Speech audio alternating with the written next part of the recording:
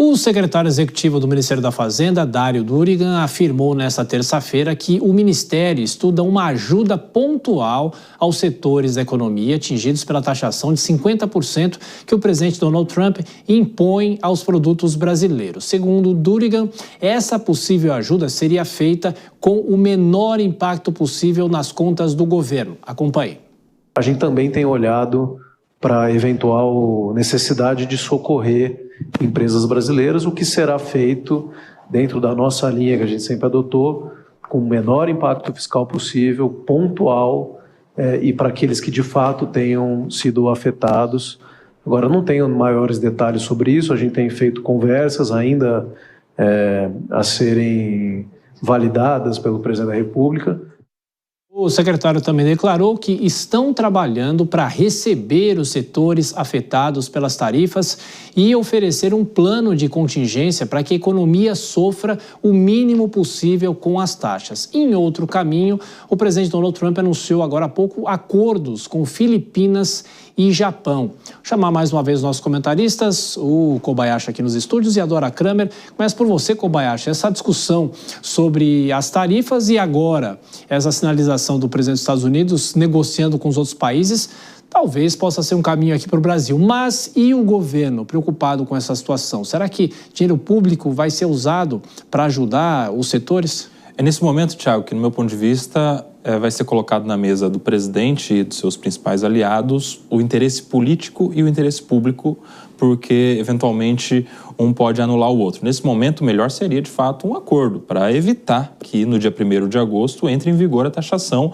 ao Brasil dos 50%. Mas, politicamente, o presidente está colhendo bons frutos com tudo isso que está acontecendo. A popularidade dele deixou de cair, aliás, pelo contrário, teve uma alta, foi a primeira vez que nas redes sociais teve uma virada de chave em favor dos interesses do presidente. O presidente poderia, nesse momento, diante, inclusive, de um pacote de bondades, como acena o secretário executivo da Fazenda Pública, colher ainda mais louros desta crise toda, porque em toda crise é uma oportunidade. E se há taxação no dia 1º e o presidente atribui essa taxação ao Bolsonaro e, pelo contrário, ainda coloca benefícios, um pacote de segurança para os empregos dessas indústrias, indústria do aço, por exemplo, ou subsídios para o agronegócio que seria impactado, ele poderia melhorar ainda mais a condição dele de popularidade. Mas para o Brasil, para o interesse público e não político, seria muito melhor, de fato, um acordo. E Dora, como é que é possível fazer essa separação, se é possível? E tem esse ponto que o Kobayashi fala, né? De uma certa maneira, o presidente Lula e o governo como um todo, vamos falar sobre o governo, vem surfando nessa onda agora.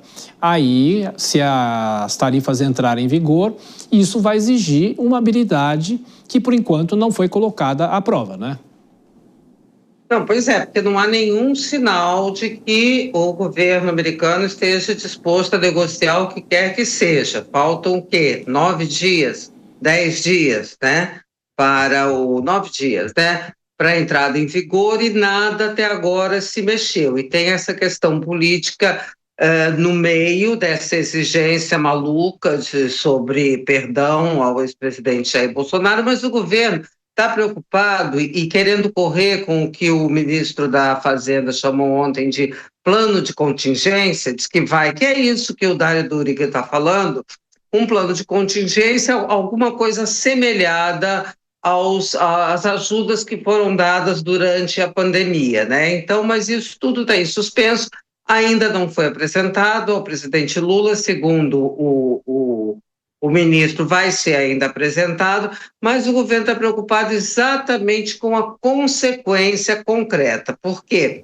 Essa surfada na onda política é uma coisa que tem prazo de validade, né? Soberania também é uma matéria de soberania nacional de uso limitado. E quando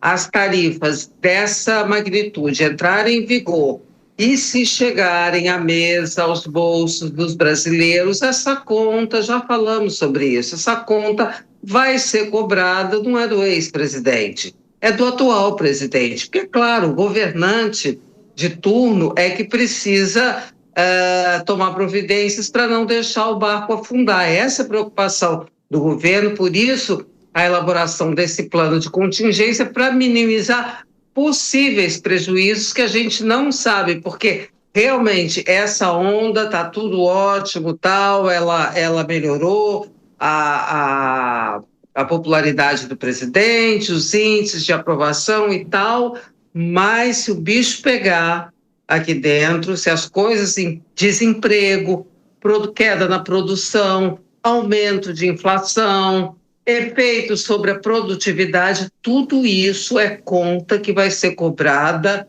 do governo. E você não tem a menor dúvida, Tiago, de que o governo está perfeitamente ciente e muito preocupado com isso. E só para dar um exemplo, essa negociação do governo americano com o Japão vai investir nos Estados Unidos mais de 500 bilhões, só que ainda vai ser taxado em 15%. Ou seja, o Brasil não tem essa bala para fazer um investimento desse.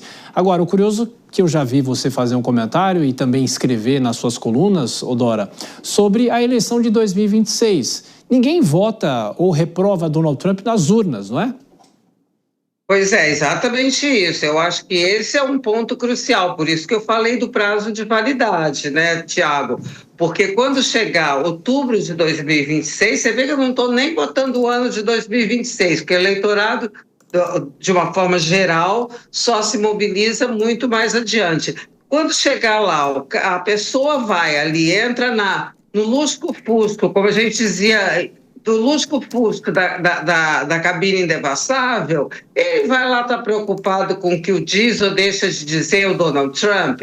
Não, ele vai querer saber a decisão dessa pessoa, desse eleitor, dessa eleitora, é sobre um julgamento sobre a gestão do atual governante e sobre o cotejo de interesses, sobre o que os oponentes também estão apresentando como projeto de país, como alternativa. Então, esse Trump, entendeu? Ele que se atropele nas próprias pernas, na gritaria que ele faz, que eu acho também que isso também não pode durar a vida toda, que você não briga com todo mundo o tempo todo e sai sem ser machucado. Claro que não. Uma hora isso aí vai dar algum problema. Então, essa é que é a questão, né? O governo precisa se preparar para não ser o responsável pelos prejuízos, ok? Criados pelo bolsonarismo, perfeito, mas é tal negócio, numa briga tem uma hora que não importa quem começou, a questão são os danos decorrentes dessa briga e a capacidade de acabar com ela.